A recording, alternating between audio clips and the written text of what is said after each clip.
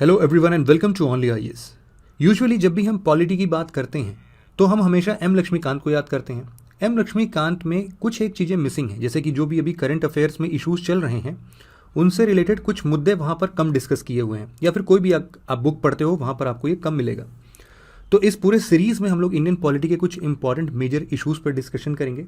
इसका पूरा प्लेलिस्ट आपको यूट्यूब में मिल जाएगा, तो आप उसको वहाँ पर जाके ओनली आईएएस सर्च करके भी आप इसको देख सकते हो और आप प्लेलिस्ट में जाके भी इसको देख सकते हो। वैसे तो ये जो पूरा सेशन है, पूरी सीरीज़ है, ये हमारे कॉम्प्रिहेंसिव सॉल्यूशन टू मेंस मतलब कि सीएसएम बैच का पार्ट है, बट स्टिल आप इसको यहाँ पर बिल्कुल कंप्लीटली पॉलिटी के लिए देख सकते। अगर आपको ऐसे और भी सब्जेक्ट्स के लेक्चर्स चाहिए तो आप बेशक video.onlyias.in पर आके इस सीएसएम बैच को ज्वाइन कर सकते हो। तो चलिए लेक्चर स्टार्ट करते हैं। Guys, welcome to Only IAS and today our point of discussion will be Data Protection Bill of 2019। अभी तक ये एक्ट नहीं बना है। अभी प्रेजेंट में इसका स्टेटस ये है कि ये बिल अभी पार्लियामेंट्री स्टैंडिंग कमेटी के बाद है। जब इसके बाद ये बिल वापस लोकसभा में आएगा तो इसके ऊपर एक प्रॉपर डिस्कशन होगा, तो उस टाइम पे आप इसे अपडेट कर सकते हैं। फाइन, तो हम चालू करते हैं कि इस क्वेश्चन से कि हमें इस डेटा प्रोटेक्शन बिल की जरूरत ही क्या है। देखिए, जो डेटा होगा ना वो फ्यूचर का ऑयल बनने वाला है। ऑयल का मतलब आपको पता है, ऑयल का मतलब होता है प्रॉफिट। जिस कंट्री के पास जितना ऑयल है वो कंट्री उतना ही प्रॉफिट में रहेगी। जैसे एग्जांपल के तौर पे सऊदी अरेबिया, दो वहां पर कोई भी इंडस्ट्रियल बेस नहीं है बट फिर भी वो लोग डेवलप्ड कंट्री की तरह रहते हैं। फाइन, तो उसी प्रकार से जिस कंट्री के पास फ्यूचर में जितना डेटा होगा वो कंट्री उतनी ही रिच बनने वाली है। अब आप डेटा का इंपॉर्टेंस समझने की कोशिश करिएगा। वैसे आप ये बताइए, आपको डेटा का मतलब पता है? देखिए, डेटा का मतलब होता है कलेक्शन ऑफ इंफॉर्मेशन। जैसे एग्जाम्पल के तौर पे आपकी सारी की सारी हॉबीज, आपकी सारी की सारी ब्राउजर हिस्ट्री, आपके social media chats, social media post, इसका जो कलेक्शन होता है ना उसको हम डेटा बोलते हैं। ठीक है, अब आप डेटा की इंपॉर्टेंस समझिएगा। मान लीजिए कोई एक कंपनी है XYZ, उसके पास मान लीजिए एक कंट्री के 90% ऑफ द पीपल के डेटा है, 90% ऑफ द लोगों के डेटा है, और वो डेटा मेनली दो फील्ड में है। एक है टूरिज्म में, कि मतलब उसको ये पता है कि कौन कौन से लोग किस टाइप के डेस्टिनेशन प्रेफर करते हैं। एग्जाम्पल के तौर पे कुछ लोग माउंटेन रीजन में जाना पसंद करते हैं, कुछ लोग प्लेन रीजन में, कुछ लोग समुद्र वाले रीजन में। और दूसरा है इंश्योरेंस, कि कौन से लोग टर्म इंश्योरेंस प्रेफर करते हैं और कौन से लोग लाइफ इंश्योरेंस प्रेफर करते हैं। ठीक है, अब ये मान लीजिए कंपनी जाती है XYZ किसके पास? प्रोडक्ट बेस्ड कंपनी के पास, मतलब जो लोग टूरिज्म प्लान्स बेचते हैं या जो लोग लाइफ इंश्योरेंस पॉलिसीज बेचते हैं। अब उनके पास जाके ये बोलेगी कि भैया मैं आपको टारगेटेड कस्टमर दिलवा सकता हूँ।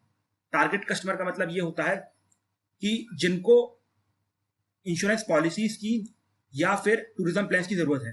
ठीक है, अब यहाँ पर इनको टारगेट कस्टमर दे देगा। जैसे एग्जांपल के तौर पे इनका जो लाइफ इंश्योरेंस वाला ऐड है वो उसी बंदे के सामने आएगा जो लाइफ इंश्योरेंस पॉलिसी पे ज्यादा इंटरेस्ट है। एग्जांपल के तौर पर आपने देखा होगा, जब आप यूपीएससी की चीजें ज्यादा ढूंढते हो तो आपके सामने एक ही ऐड बार बार आता है, यूपीएससी इस कोचिंग का आएगा, उस कोचिंग का आएगा।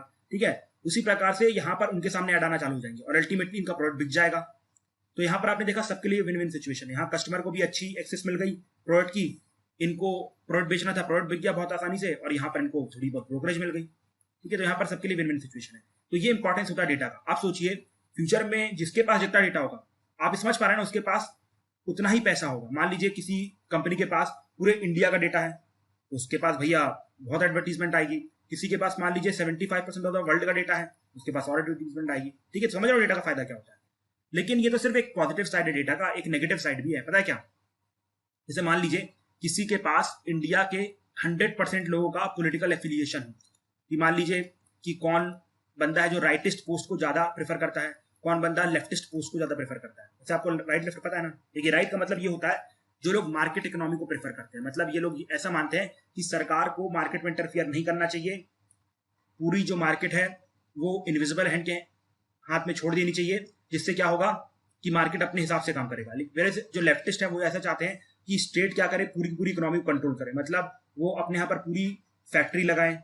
ठीक है, उसके बाद सारे बैंक वही बनाए, जो भी काम है स्टेट करे। समझ में आया? जो स्टेट को प्रेफर करते हैं वो लेफ्टिस्ट कहलाते हैं, जो स्टेट को प्रेफर नहीं करते वो राइटिस्ट कहलाते हैं। अब मान लीजिए किसी XYZ कंपनी के पास हर इंडियन का डेटा है कि भैया कौन लोग राइटिस्ट पोस्ट को लाइक करते हैं, कौन लोग लेफ्टिस्ट पोस्ट को लाइक करते हैं।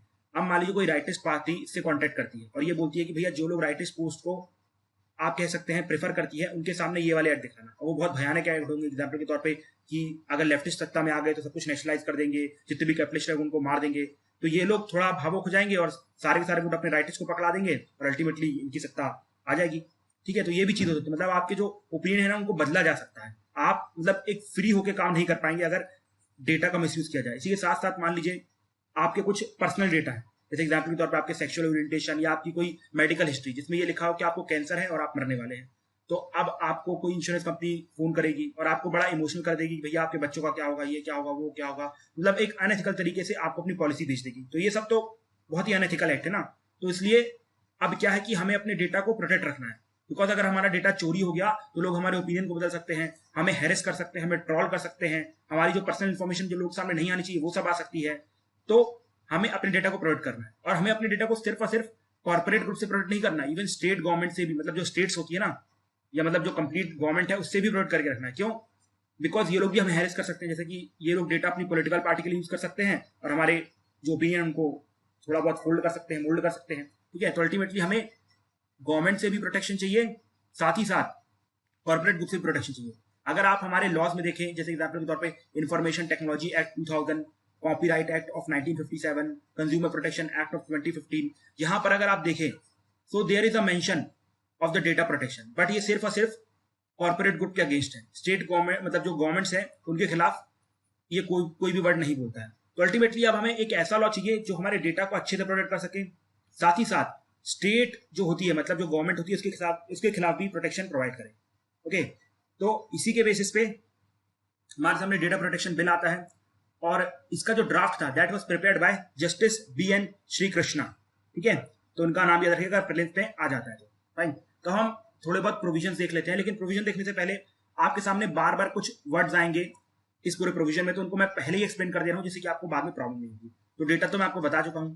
डेटा का मतलब होता है कलेक्शन ऑफ द इंफॉर्मेशन। ठीक है, मतलब एक आपने डब्बा लिया, बास्केट ली, उसमें जो भी सोशल मीडिया चैट्स हैं, पोस्ट हैं, ऑनलाइन ट्रांजेक्शन है, ब्राउजर सर्चेस है, वो सब डाल सब चीज। ठीक है, तो आप बताओ ये जो डेटा होता है ये अभी किसी काम का है क्या? नहीं, बिकॉज इससे कुछ भी पता नहीं चल रहा, बस ये दिख रहा है कि हाँ किसी का डेटा डाला हुआ, कुछ खास फायदा नहीं हो रहा। लेकिन जब आप इस डेटा को कुछ ट्रेंड में कन्वर्ट करते हो, जैसे एग्जाम्पल के तौर पे ये वाली जो सोशल मीडिया पोस्ट है 90% लोग प्रेफर करते हैं, ये वाली जो वेबसाइट है उसमें 10% लोग जाते हैं, तो इस तरीके से जब आप ट्रेंड बनाना चालू कर दोगे तब उसे हम कहेंगे डेटा प्रोसेसिंग, और ये ट्रेंड काम में आने वाले। ठीक है, जैसे एग्जाम्पल के तौर पे अगर मान लीजिए ऐसा शो हो रहा है कि ये वाली जो वेबसाइट है उनकी इस वेबसाइट है, वहां पर हर दिन लाखों लोग सब आते हैं और PDF डाउनलोड करते हैं, तो अब जो एडवर्टीजमेंट कंपनी है वो ओलिया से कांटेक्ट करेगी और बोलेगी भैया हमें आपके वेबसाइट में ऐड लगाने। ठीक है, तो ये होता है डेटा प्रोसेसिंग, मतलब जब आपके जो रॉ डेटा रहता है जो किसी काम का डेटा नहीं है, जब उनको मैं एक ट्रेंड में डाल देता हूँ, एक पैटर्न में डाल देता हूँ, जिससे लोगों को पता चलने लगता है कि कौन अच्छा कर रहा है कौन बेकार कर रहा है, उस चीज को हम डेटा प्रोसेसिंग कहते हैं।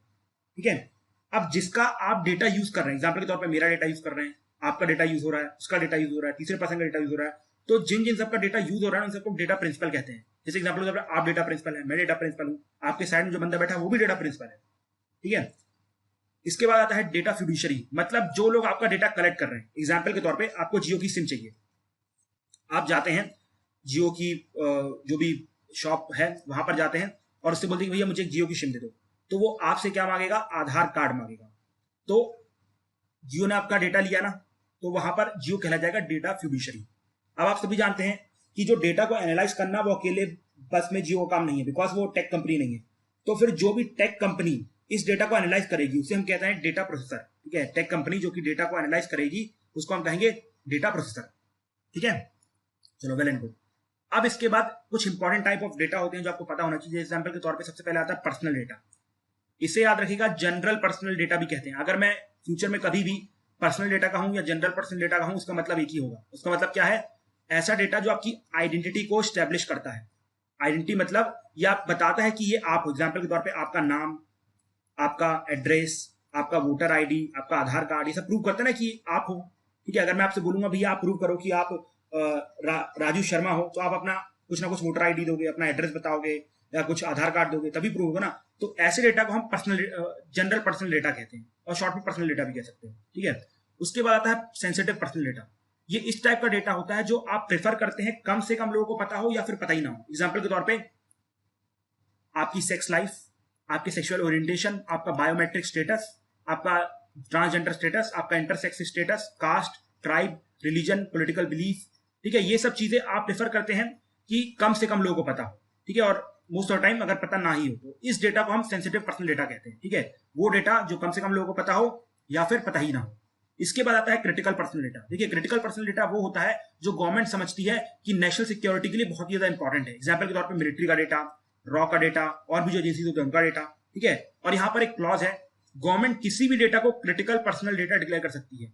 हो सकता है कि गवर्नमेंट कल बोल दे कि सबका कास्ट जो है वो क्रिटिकल पर्सनल डेटा है, ठीक है। तो यहाँ पर गवर्नमेंट के ऊपर कंप्लीट डिस्क्रिप्शन है जो भी गवर्नमेंट करना चाहे।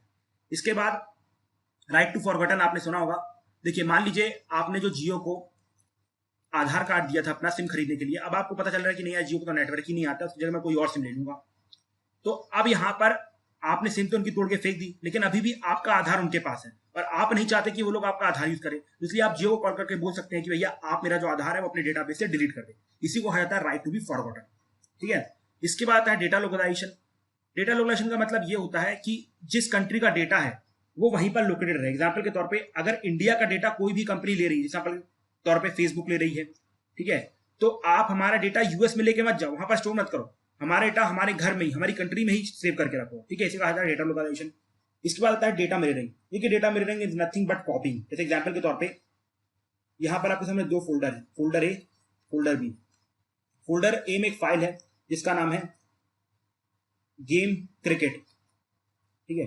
अब आप चाहते हैं वो फोल्डर बी में जाए, तो क्या करेंगे, यहाँ पर अपना राइट क्लिक करेंगे, कॉपी करेंगे और यहाँ पर आके पेस्ट कर देंगे। तो सेम होता है डेटा मिररिंग, ठीक है, कि ऑलरेडी इंडिया में डेटा प्रेजेंट है लेकिन उसे यूएस में ले जाना जरूरी है, तो आप उसे यहाँ से बस कॉपी करके यूएस वाले सर्वर में डाल सकते हैं। इसी को डेटा मिररिंग कहा जाता है, ठीक है। तो आई थिंक आपको ये सारे वर्ड समझ में आ गए ना अच्छे से।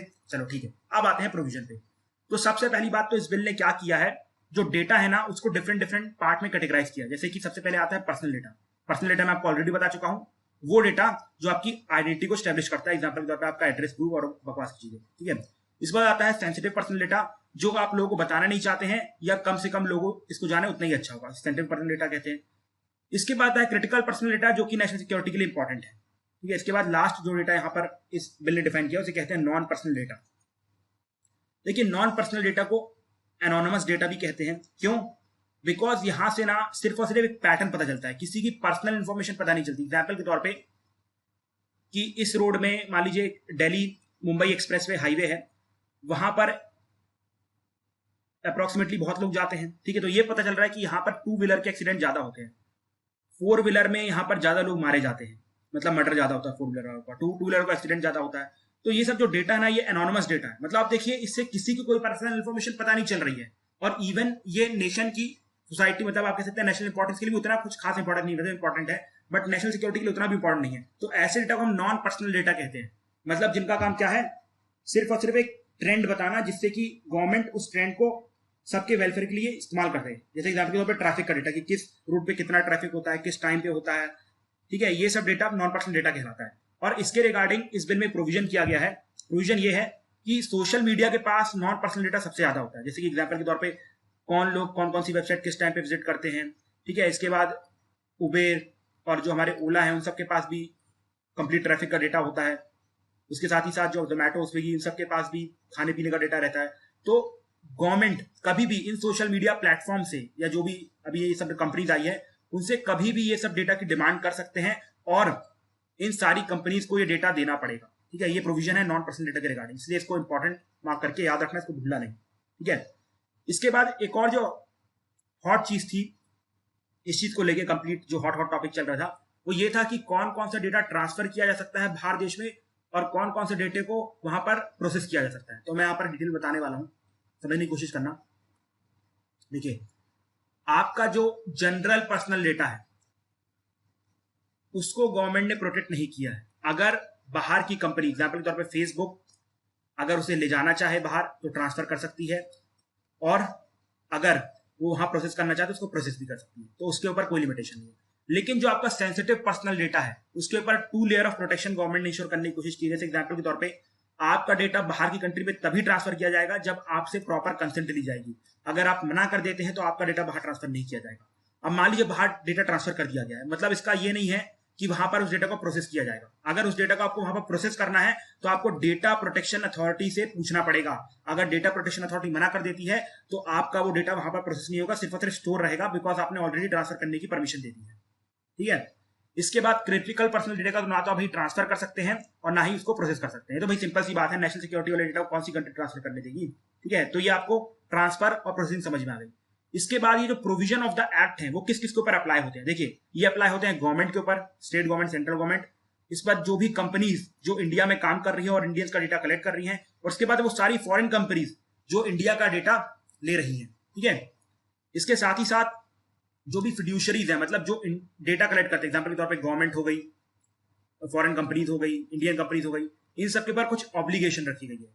जैसे सबसे पहली ऑब्लिगेशन तो ये रखी गई भैया, आपको अच्छे टेक्नोलॉजी यूज करके डेटा को इनक्रिप्ट करके रखना है, जिससे कि ये क्या हो, मिसयूज ना हो या फिर इसका ब्रीच ना हो। अगर ब्रीच हो जाता है तो आपको इसे इन्फॉर्म करना पड़ेगा गवर्नमेंट को। ठीक है, इसके साथ ही साथ हो सकता है कि आपकी डेटा पॉलिसी को लेके कुछ कस्टमर को कुछ ना कुछ प्रॉब्लम हो, ग्रीवेंस हो, तो उसके लिए आप एक डेटा प्रोटेक्शन ऑफिसर अपॉइंट करेंगे जो कस्टमर के सारे डेटा के रिगार्डिंग डाउट्स को सॉल्व करने की कोशिश करेगा। और अंत में यहां पर दो क्लॉज इंट्रोड्यूस किए गए हैं, एक है पर्पस लिमिटेशन और दूसरा आता है कलेक्शन लिमिटेशन। देखिए, कलेक्शन लिमिटेशन का मतलब ये होता है कि पहले कंपनीज क्या किया करती थी कि जितना उनको डेटा नहीं चाहिए रहता था वो भी कलेक्ट कर लेती थी। जैसे एग्जांपल के तौर पे आपसे सिर्फ आधार कार्ड मांगा है, लेकिन उसमें आपका एड्रेस भी आ गया है।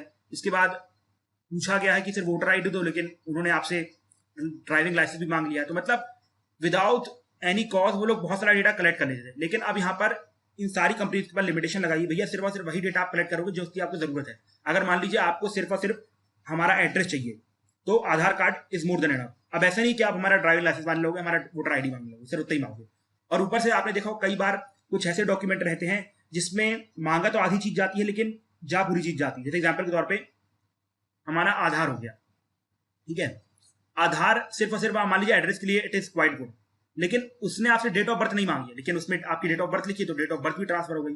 तो गवर्नमेंट ने यहाँ पर ये बोला है कि आप सिर्फ और सिर्फ वही डेटा कॉपी करोगे जिसकी आपको जरूरत है। एग्जाम्पल के तौर पर अगर आपको एड्रेस चाहिए तो सिर्फ आप एड्रेस कॉपी करोगे और आप डेट ऑफ बर्थ को छोड़ दोगे। ठीक है, तो इन शॉर्ट यहाँ पर कलेक्शन लिमिटेशन लगाई गई है, पर्पस लिमिटेशन लगाई है। कलेक्शन लिमिटेशन का मतलब होता है सिर्फ उतना ही डेटा कलेक्ट करोगे जितना जरूरत है। अगर मान लीजिए कोई एक्स्ट्रा डेटा आ गया, फिर भी आप उस एक्स्ट्रा डेटा को छोड़ दोगे और सिर्फ और सिर्फ वही डेटा लोगे जो जरूरत है। मतलब इसी को कहा जाता है पर्पस लिमिटेशन। जिस पर्पस के लिए डेटा लिया गया है उसी पर्पस के लिए यूज करो और जितना कलेक्ट करना है उतना ही कलेक्ट करो, उससे ज्यादा नहीं। ठीक है, इसके साथ ही साथ जो डेटा प्रिंसिपल है, जैसे आप हैं, मैं हूं, ये सब है, ठीक है, तो सभी को कुछ राइट्स दिए गए। जैसे एग्जांपल के तौर पे सबसे पहला राइट ये दिया गया है कि आप कभी भी उस डेटा कंपनी को, एग्जांपल के तौर पे फेसबुक की जो भी सेंटर्स है उनको कॉल करके पूछ सकते हो कि भाई आपने कहीं मेरा डेटा प्रोसेस तो नहीं किया है। ठीक है, तो इसी को पूछा जाता है। और दूसरा, आपको राइट टू बी फॉरगॉटन दिया गया है। जैसे एग्जांपल के तौर पे आपकी कोई पोस्ट थी, अब आप सोशल मीडिया छोड़ चुके हैं, आप किसी आईडी में टैग है तो आपको वहां पर दिखाई दे रही है, तो आप फेसबुक बोल सकते हैं भैया मेरी ये जो आईडी है, मतलब ये जो पोस्ट है इसको डिलीट कर दो। क्यों? बिकॉज मैं आपका फेसबुक छोड़ चुका हूं, मतलब इसे right to be forgotten. Fine. Government ने इस ऐप के थ्रू इवन जो मॉब लिंचिंग्स होती है सोशल मीडिया प्लेटफॉर्म की रिपोर्ट्स के बेसिस पे या उनकी पोस्ट के बेसिस पे, उसको भी कब करने की कोशिश की है। कैसे? देखिए, आप ये बताइए, क्या कभी भी आपको ऐसा लगा कि नरेंद्र मोदी ने कुछ ऐसी ट्वीट की कि भैया इस कम्युनिटी को मार देना चाहिए, इस कम्युनिटी को जिंदा रखना चाहिए? ये आप वेरीफाई कैसे करते हो सकता है कोई नरेंद्र मोदी जी की फेक आईडी बना ले, उनकी फोटो डाल दे और वो पोस्ट कर दे, तो आप मान लोगे नरेंद्र मोदी ने ऐसा पोस्ट किया है? नहीं। क्यों? बिकॉज उनकी जितनी भी सोशल मीडिया प्रोफाइल्स हैं उनके साइड में ब्लू टिक लगा रहता है जो वेरीफाई करता है कि ये नरेंद्र मोदी जी की असली आईडी है और वहां से ऐसी कोई पोस्ट नहीं की गई है। ठीक है, उसी प्रकार से उसी बेसिस पे आप कह सकते हैं कि गवर्नमेंट ने वॉलेंट्री यूजर वेरिफिकेशन मैकेनिज्म को इंट्रोड्यूस करने की कोशिश की है, जिसमें अब आप भी चाहें तो आप अपनी नाम के साइड में एक ब्लू टिक लगवा सकते हैं जो वेरीफाई करेगा ये आपकी असली आईडी। आपने देखा होगा आपके नाम पे कई आईडी चलती रहती है, इवन आपकी फोटोज में लगी है जो कि फेक आईडी है। ठीक है, अब हो सकता है कि आपकी उस फेक आईडी से कोई ऐसी कमेंट कर दे जिससे कि दंगा भड़क जाए और आप अच्छे माने जा रहे इंसान हो, तो वो आपकी ही आईडी है, लोग इसको रिकॉग्नाइज कर सके, उसके लिए आपके नाम के साइड में एक ब्लू टिक होना चाहिए। और जब आप अपना केवाईसी डेटा जो भी है उसको कंप्लीट कर देंगे तो वहां पर आपके नाम के साइड में वो ब्लू टिक आ जाएगा और इससे लोग वेरीफाई कर सकेंगे भैया तो फेक आईडी वाले ने किया, बिकॉज इसके नाम के साइड में ब्लू टिक है ही नहीं। ठीक है, तो इस तरीके से गवर्नमेंट ट्राई करेगी कि इवन जो मॉब लिंचिंग के केसेस हैं वो सब कम हो सके। ठीक है, इसके साथ ही साथ हमारे राइट्स प्रोटेक्ट हो सके, उसके लिए गवर्नमेंट ने डेटा प्रोटेक्शन अथॉरिटी बनाई है, जिसका सबसे मेन फंडा तो यही है कि भैया अगर कोई भी इस बिल के, मतलब जो भी डेटा फ्यूडिशरी है इस बिल के प्रोविजन को नहीं मानते हैं तो उनके खिलाफ एक्शन लिया जाए। ठीक है, हमारे डेटा को प्रोटेक्ट करने की पूरी कोशिश की जाए और हमारे डेटा को प्रोटेक्ट करने की जो अवेयरनेस है वो हर जगह बढ़ाई जाए। इसके बाद लास्ट में कुछ एग्जेम्पशंस दी गई है। ठीक है, वैसे अगर आप अभी तक एक्ट देखें तो बहुत अच्छा है, आपको भी समझ में आ रहा हो गवर्नमेंट ने काफी ट्राई किया कि आपका जो डेटा है प्रोटेक्ट रहे और इवन सोशल मीडिया के जो पोस्ट हैं वो भी मॉब लिंचिंग ना कर पाए। ठीक है, लेकिन अब कुछ एग्जाम्पशन ऐसे हैं जिसे बहुत क्रिटिसाइज किया गया। जैसे एग्जाम्पल के तौर पे आप इस लाइन को पढ़िए। इस लाइन में लिखा है central government can exempt any of its agencies from the provision of the act. मतलब सेंट्रल गवर्नमेंट जिस भी एजेंसी को चाहे वो बोल सकती है कि भैया अगर आपको इसको फॉलो नहीं करना है तो मत करो। एग्जाम्पल के तौर पे रॉ हो गई, आर्मी हो गई, तो government security of the state के नाम पे, पब्लिक ऑर्डर के नाम पे, sovereignty and integrity of India के नाम पे, friendly relation with foreign state के नाम पे काफी एजेंसीज को एग्जाम कर सकती है। तो अब यहाँ पर ऐसा बोला जा रहा है कि भाई अगर आप सबको ऐसे एग्जाम कर दोगे, पुलिस को, इन सबको, तो अल्टीमेटली तो कोई मतलब ही नहीं हुआ ना, बिकॉज हमें ज्यादा हेरसमेंट तो पुलिस से देखने को मिलती है। जब आप हमारा डेटा उनके खिलाफ, उनके साथ ही प्रोटेक्ट नहीं करोगे, उनके खिलाफ प्रोटेक्ट नहीं करोगे, तो अल्टीमेटली हमें तो कोई फायदा नहीं होगा। ठीक है, तो इसलिए इस एक्ट को क्रिटिसाइज किया जा रहा है। लेकिन यहाँ पर गवर्नमेंट इज ऑल्सो राइट कि भाई जो भी राइट होता है एब्सोल्यूट नहीं होता है। ठीक है, गवर्नमेंट ट्राई करेगी कि इस क्लॉज को कम से कम यूज किया जाए। It should remain as a dead letter. इसके साथ ही साथ पुलिस को भी यहाँ पर छूट दी जाएगी अगर उन्हें कोई भी केस को इन्वेस्टिगेट करना है या किसी भी एक्ट को होने से रोकना है, तो यहाँ पर पुलिस को भी छूट दी जाएगी। तो बस इसी का थोड़ा बहुत क्रिटिसिज्म है, बिकॉज जो एग्जामिशन सेंट्रल गवर्नमेंट को दी जा रही है। इसके बाद अगर मान लीजिए कोई भी डेटा फ्यूडिशरी इस एक्ट के प्रोविजन को वायलेट करता है, तो उसके ऊपर, जैसे एग्जाम्पल के तौर पे कौन सा प्रोविजन, ट्रांसफर और प्रोसेस वाला। जैसे एग्जाम्पल के तौर पे यहाँ पर लिखा ना कि आप बिना परमिशन के ट्रांसफर नहीं कर सकते और बिना डेटा प्रोटेक्शन अथॉरिटी के हमारा डेटा प्रोसेस नहीं कर सकते। अगर आप इस क्लॉज को फॉलो नहीं करते हैं तो आपके ऊपर 15 करोड़ रुपए का फाइन लगेगा, या फिर आपकी कंपनी का जो टर्नओवर है, एनुअल टर्नओवर, उसका 4% आपको देना पड़ेगा एज अ फाइन। जो भी ज्यादा होगा गवर्नमेंट उसको वसूल कर लेगी। ठीक है, इसके बाद अगर मान लीजिए आप डेटा ऑडिट नहीं करवाते हैं, तब भी आपके ऊपर 5 करोड़ का फाइन लगेगा, या फिर आपके एनुअल टर्नओवर का 2% आपसे फाइन वसूल हो जाएगा, जो भी ज्यादा होगा। ठीक है, इसके बाद अब देखिए ये जो प्रोविजंस हैं, इससे जो कंपनीज हैं उनकी थोड़ी बहुत प्रॉब्लम बढ़ जाएगी। जैसे एग्जांपल के तौर पे अब उनको पूरा इंफ्रास्ट्रक्चर खड़ा करना पड़ेगा फिर से, बिकॉज देखिए इतना सारा डेटा अब कैसे प्रोटेक्ट किया जाएगा। डेटा लोकलाइजेशन की बात की गई है ना, तो अब फेसबुक हो गए, उन सबको भी यहाँ पर अपने ऑफिस खोलने पड़ेंगे, तभी तो लोग यहाँ पर डेटा को अच्छे से प्रोटेक्ट कर पाएंगे। इसके साथ ही साथ अभी तक आप देखेंगे इनके पास कुछ ऑटोमेटिक सॉफ्टवेयर होते थे, जो कि जैसे मान लो आपने इनको आधार कार्ड दिए तो उन्होंने जो भी डेटा था स्टोर करके रख लिया। तो अब इनको अपने जो सॉफ्टवेयर है उनमें भी चेंजेस लाने पड़ेंगे। एग्जाम्पल के तौर पे अगर एड्रेस पूछा, सिर्फ एड्रेस को कॉपी किया जाए, ना कि डेट ऑफ बर्थ को। ठीक है, और लास्ट में अगर कोई भी डेटा ब्रीच होता है तो उनको रेगुलेटर को, मतलब डेटा प्रोटेक्शन अथॉरिटी को इन्फॉर्म करना पड़ेगा। ठीक है, समझ में आया? ओके, अब देखिए जो ड्राफ्ट आया था ना, उससे इस बिल में मतलब थोड़े बहुत प्रोविजन थोड़े बहुत अलग हैं। ठीक है, तो उसको भी हम एक बार देख लेते हैं, हो सकता है कहीं पर काम आ जाए। जैसे एग्जाम्पल के तौर पे हमारे ड्राफ्ट ने ये कहा था, मतलब बीएन श्री कृष्ण साहब ने ये कहा था कि भाई जो डेटा प्रोटेक्शन अथॉरिटी आप बनाओगे ना, that should be completely independent of the government. लेकिन अगर आप देखें, इसके चेयरमैन को अपॉइंट करने के लिए गवर्नमेंट ने बोला कि हम एक कमिटी बनाएंगे which will consist of cabinet secretary, IT secretary and law secretary, और ये तीनों के तीनों गवर्नमेंट के नुमाइंदे हैं। तो अल्टीमेटली एंड में क्या होगा, गवर्नमेंट की ही चलेगी। तो क्या फर्क पड़ा। इसके बाद इस ड्राफ्ट में बीएन श्री कृष्णा साहब ने बोला था कि हर टाइप के डेटा को आप ट्रांसफर होने से प्रोटेक्ट करिए, मतलब डेटा लोकलाइजेशन को आप कंपलसरी करिए। लेकिन गवर्नमेंट ने यहां पर बोल दिया कि नहीं यार, अगर आप जनरल पर्सनल डेटा ले जाना चाहे तो ले जा सकते हैं, और इवन जो बाकी का बचा हुआ डेटा है वो भी आप कंसेंट से ले जा सकते हैं। तो यहाँ पर इस चीज का हल्का फुल्का वॉल्यूशन देखने को मिल रहा है। इसके बाद थर्ड पॉइंट ये है कि इस बिल में, मतलब इस ड्राफ्ट में कहीं पर भी नॉन पर्सनल डेटा के ऊपर बात नहीं की गई थी, लेकिन आपने नॉन पर्सनल डेटा की पावर भी इस बिल में ले ली है। अब देखिए नॉन पर्सनल डेटा अपने ही आप में एक बहुत बड़ा इशू है, उसके कुछ अपने पर्सनल इश्यूज हैं, कुछ ऑफिशियल इशू है, पॉलिटिकल इशू है। तो उसके हिसाब से आप कह सकते हैं कि एक अलग कमेटी बैठानी थी और फिर उसके ऊपर चर्चा करके एक नया बिल बनाना था, लेकिन आपने उसको यहीं पर डाल दिया है, तो वो भी थोड़ा सा गलत है। बट फिर भी ऐसा नहीं कह सकते कि बिल में कुछ भी नहीं है, बिल इज वेरी गुड। तो इसलिए हम इसके कुछ मेरिट देख लेते हैं। जैसे एग्जाम्पल के तौर पे हम यहाँ पर अपनी डेटा सॉवरेनिटी को एनफोर्स कर पाएंगे। ठीक है, जैसे कि हमारा डेटा सिर्फ हमारे लिए यूज हो। ऐसा नहीं कि फेसबुक हमारा डेटा ले रहा है और अपने लोगों के लिए यूज कर रहा है, फेसबुक हमारे डेटा से पैसा कमा रहा है, ऐसा नहीं है। हम अपना डेटा अपने लिए यूज करेंगे और डेटा का जो भी पैसा होगा इंडियंस की यूज में आएगा, ना कि अमेरिकन के यूज में आएगा।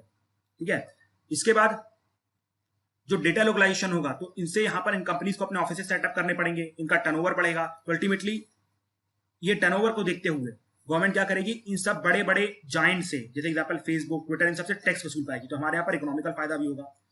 इवन जो गवर्नमेंट नॉन पर्सनल डेटा लेगा, ठीक है, एग्जांपल के तौर पर ट्रैफिक का डेटा और भी जो सब डेटा होते हैं, उससे गवर्नमेंट क्या कर पाएगी, नई नई पॉलिसीज ले पाएगी, नई सॉफ्टवेयर ला पाएगी, जिससे कि जो एनालिसिस है, मतलब जो पॉलिसी मेकिंग है, वो इंप्रूव होगी। और हो सकता है ये डेटा गवर्नमेंट फ्री डोमेन में भी डाल दे, जिससे कि नया नया स्टार्टअप आना चालू हो जाए। एग्जाम्पल के तौर पे अगर मान लीजिए कोई ट्रैफिक का डेटा सबको पता चल जाता है कि यहाँ पर ज्यादा एक्सीडेंट होते हैं, तो कुछ लोग हो सकता है कि यहाँ पर कोई इनोवेशन के ऊपर कोई ऐप निकाल दे या कोई नया स्टार्टअप चालू कर दे, जिससे कि यहाँ पर जो हमारे यहाँ एक्सीडेंट हो रहे थे वो कम हो जाए। ठीक है, तो ये नॉन प्रॉफिट डेटा का फायदा होगा। और अंत में आपने ये देखा होगा कि जब भी सोशल मीडिया पोस्ट की वजह से कोई मॉब लिंचिंग या वायलेंस होता है, तो गवर्नमेंट जब भी उस पोस्ट को रिमूव करने की बात करती है या बोलती है कि भैया इस पोस्ट के खिलाफ एक्शन लो, तो गवर्नमेंट को हमेशा mutual legal assistance treaty follow करनी पड़ती है, जिसके तहत गवर्नमेंट को एक पोस्ट को हटवाने में 3-3, 4-4 दिन लग जाते हैं। लेकिन जब डेटा हमारे यहाँ पर लोकलाइज होगा, हमारे घर में ही अवेलेबल होगा, तो हम उस पोस्ट को कुछ मिनटों में ही हटवा पाएंगे। ठीक है, तो ये कुछ इंपॉर्टेंट मेरिट्स है। लेकिन दिस एक्ट, और आप कह सकते हैं this bill, is not free of demerits. काफी ज्यादा डीमेरिट्स भी। एग्जाम्पल के तौर पे गवर्नमेंट ने नेशनल सिक्योरिटी या रीजनेबल पर्पस के नाम पे बहुत सारी पावर अपने हाथ में रखी है। तो हो सकता है गवर्नमेंट इसको आर्बिट्री यूज करे, डिक्टेटरशिप मैनर में यूज करे, तो गवर्नमेंट को यहाँ पर थोड़ा बहुत सेफ रहना पड़ेगा। ठीक है, लोगों के राइट्स की प्रोटेक्शन करनी पड़ेगी। दूसरी चीज ये कि भाई ये जो आपने बोल दिया है कि आप डेटा को इंडिया में लोकलाइज कर लो, लेकिन क्या आपके पास इस डेटा को ओपन करने की इंक्रिप्शन की है? नहीं है ना। ठीक है, वो तो फेसबुक ने, व्हाट्सएप देने ने मना कर दिया है। तो आप कहां से इस डेटा को यूज कर लोगे जो आप यहाँ पर बोल रहे हो भैया कोई भी मॉब लिंचिंग होगी हम तुरंत डेटा हटवा देंगे? लेकिन भाई पहले ये तो बताओ कि आप बस की है उसको ओपन करने की, क्या वो लोग मानेंगे इस चीज के लिए? नहीं मानेंगे। इसके साथ ही साथ फेसबुक, गूगल और जो अमेरिका जैसी कंट्री, उन्होंने काफी प्रोटेस्ट दिखाया इंडिया के इस एक्ट के खिलाफ, मतलब इस बिल के खिलाफ। इसके बाद आप ये भी कह सकते हैं कि इस बिल का डोमिनो इफेक्ट देखने को मिल सकता है। जैसे एग्जांपल के तौर पे हम अपने डेटा को अपने घर में ही प्रोवाइड करना चाहते हैं, तो हो सकता है कि कुछ टाइम बाद डेवलप्ड कंट्री भी ये करना चालू कर दे। और जब डेवलप कंट्री ये सब करना चालू कर देगी, तो आपको बाहर का डेटा नहीं मिलेगा। तो इवन जो हमारे स्टार्टअप्स, जिनको इतनी अच्छी बाहर से फ्री सोर्स मिल रहा है, तो वो सब मिलना बंद हो जाएगा, तो हमारे यहाँ स्टार्टअप कम हो जाएंगे। इवन फॉरेन डेटा जब कम रहेगा, तो आप कह सकते हैं कि हमारा इन्वेस्टमेंट भी कम आएगी। तो मतलब इन शॉर्ट, इसका जब डोमिनो इफेक्ट होगा ना, तो इंडिया को ज्यादा लॉस होगा। तो ये सब इसके कुछ डीमेरिट है। और वैसे तो अब कुछ खास बचा नहीं यहाँ पर पढ़ाने के लिए, बस एक आखिरी चीज बची है। कंक्लूजन में आप क्या लिख सकते हैं? देखिए, कंक्लूजन में भाई आप ये लिख सकते हैं कि वैसे तो बिल ने हमारे ड्राफ्ट को फॉलो करने की कोशिश की है, बट जिस तरीके का जजमेंट सुप्रीम कोर्ट ने case Puttaswamy versus union of India case में दिया था, उसमें ये जो बिल है अभी भी काफी जगह लैग करता है। So it is a right step कि गवर्नमेंट ने उस बिल को पार्लियामेंट्री स्टैंडिंग कमेटी के पास भेजा है। अब गवर्नमेंट की रिस्पॉन्सिबिलिटी बनती है कि जो भी प्रोविजंस आए या जो भी रिकमेंडेशन आए, उसके ऊपर गवर्नमेंट चर्चा करे और उसके बाद फुल मेजोरिटी के साथ इस बिल को पार्लियामेंट में अडॉप्ट करे। ठीक है, वैसे आपने एक चीज और बता दो, जीडीपीआर का नाम सुना है? नहीं सुना? General data protection regulation. देखिए, ये यूरोपियन यूनियन के द्वारा लाया हुआ कानून है। ठीक है, वहां पर भी वो लोग डेटा को प्रोवाइड करना चाहते थे, इसलिए उन्होंने क्या किया है, एक नया कानून लेके आया है। वैसे तो ये 2017 में आया था, आई थिंक 2017 के 18 के आसपास आया था, लेकिन इनके जो प्रोविजन है ना, वो हमारे एक्ट से मिलते हैं, जो हमारा बिल लाया ना उसमें और इसमें मैचिंग है। एग्जाम्पल के तौर पे कि हमारे यहाँ जो नेशनल सिक्योरिटी का और रीजनेबल पर्पस का क्लॉज डाला गया है, वो सेम क्लॉज आपको जीडीपीआर में भी देखने को मिलेगा। इसके साथ ही साथ जो कंसेंट के ऊपर चर्चा की गई है, जैसे एग्जाम्पल के तौर पे अगर कंसेंट को दिए कि अपना डेटा ट्रांसफर करना चाहे, तो सेम प्रोविजन जीडीपीआर में भी है और सेम प्रोविजन हमारे इंडियन लॉ में भी है, मतलब जो बिल में है।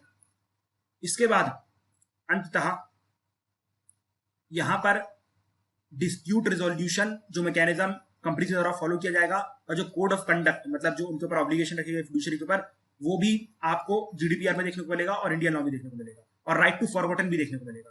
ठीक है, तो ये सब कुछ मैचिंग है। अगर मान लीजिए कहीं मेंस के आंसर में कोट करना हो कि हमारा जो लॉ है वो ग्लोबल लेवल पे है, इस तरह से अगर कहीं लिखना हो ना, तो आप ये 3-4 प्रोविजन डाल सकते हो, तो एग्जामिनर चमक जाएगा और आपको 1-1.5 मार्क्स ऊपर देते हो। ठीक है, तो आज के लिए इतना रहने दें। चलिए, thank you and have a nice day my dear friends. मिलेंगे अगले लेक्चर में। Till that time, thank you and have a nice day and जय हिंद।